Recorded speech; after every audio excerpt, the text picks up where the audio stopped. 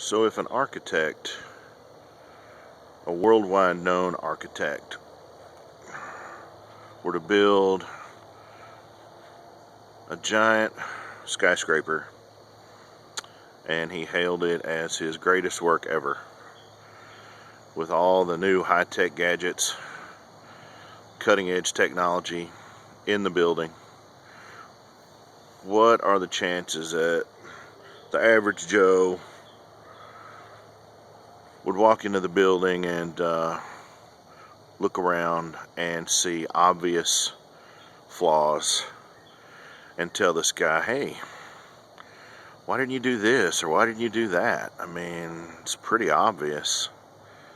You know, the chances of that are slim to none, more than likely. Like me going up to an airline pilot in the cockpit and saying, yeah, I don't know squat about planes, but you know, obviously you're screwing up here. You could do this, you could do that. You know, chances are that's not going to happen.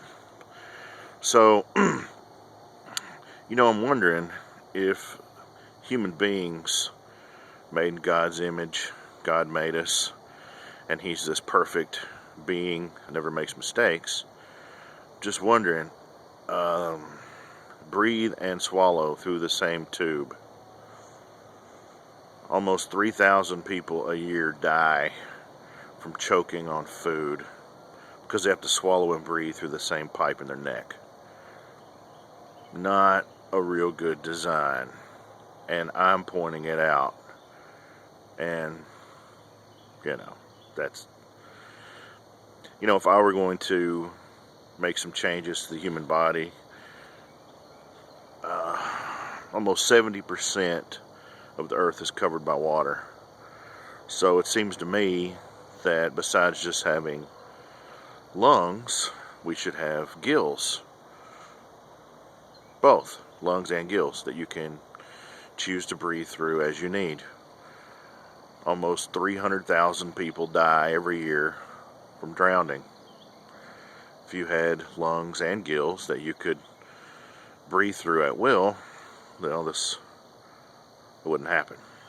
So, I'm just saying, I'm not the sharpest knife in the drawer by far, but some of these things are pretty obvious to me, and why weren't they obvious to an all-powerful, all-knowing, invisible God? What do you think? I think you know the answer.